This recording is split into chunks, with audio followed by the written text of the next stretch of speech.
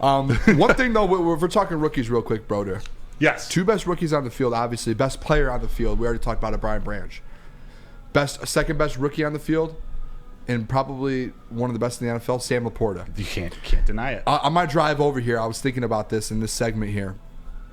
Brad Holmes, and this is a situation, too, where last week, and we're going to talk about the state of the Detroit Lions, but last week a lot of people were going, very surprising to me, this shocked me more than ever, people going at Brad Holmes' head.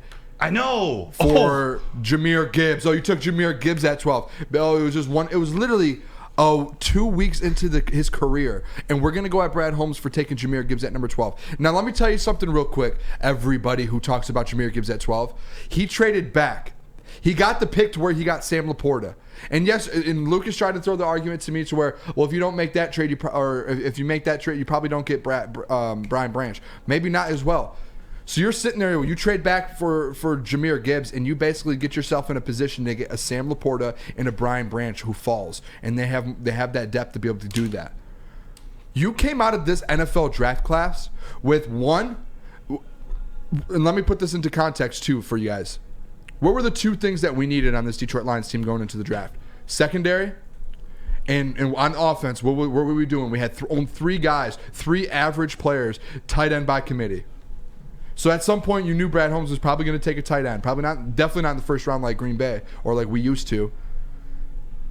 Brad Holmes came out of the NFL draft with the best secondary player, the best safety in that draft class. And he came out of that draft class with the best tight end out of that draft class. Two major needs on your team, and Brad Holmes went. He didn't just address those positions.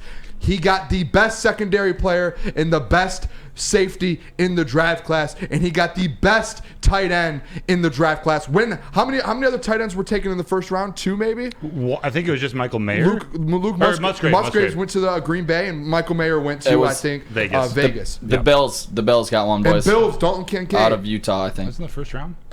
Yeah, first round. So you have three guys there. And Brad Holmes got the best tight end and the best secondary and safety in that draft class.